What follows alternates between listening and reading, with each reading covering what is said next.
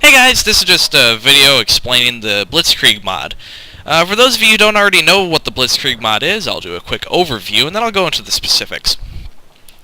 The Blitzkrieg mod has a greatly expanded gameplay options, really.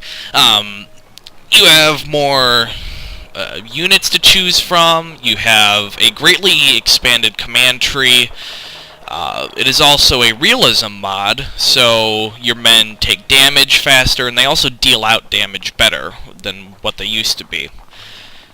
That's just a quick thing about them, and I'll get into the more specific stuff, and I think I'll start with the Americans. The Americans, if you recall, if you ever played the vanilla mod, whoops, never mind, the original game, if you played as the Americans, they were sort of a faction that you just spammed units and threw them at the Germans, hoping you could penetrate their lines, because they had nothing of value.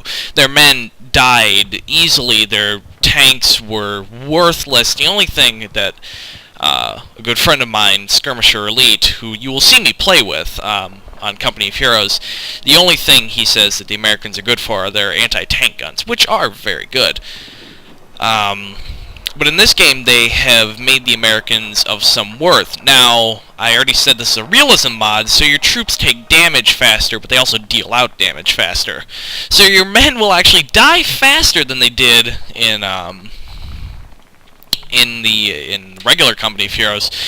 But they've also, for the Americans, have recognized that the Americans had the highest industrial capacity during the war, equaling and at some points make better than that of the Soviets.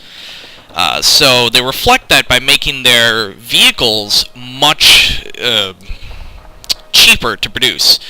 If I remember correctly, in the regular Company of Heroes, a Sherman cost 100 fuel and like 450 manpower. Now that price has been greatly reduced in fuel, not in manpower, but in fuel, down to 40 fuel, less than that of an M10 in the regular Company of Heroes.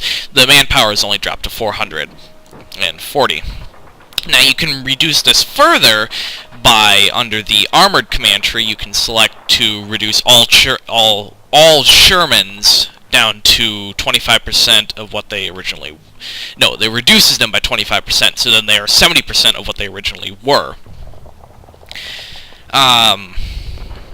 Their command trees, like everyone else's, has been greatly expanded.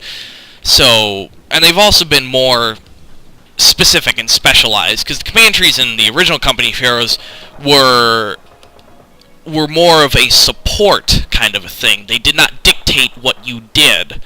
The airborne command tree, you could still do a very armor-based game, but just with the support of the airborne. In this, if you pick the infantry doctrine, you will be playing with mostly infantry on a defensive role. If you pick the armor doctrine, you'll be playing mostly armor with an offensive role. If you pick the airborne doctrine, you'll be playing mostly airborne in an offensive role. If you see where I'm getting at. So, going into the command trees, like I said, they have now been expanded from 6 to 16 slots. This can be overwhelming for some people, and lots of the stuff, even I still,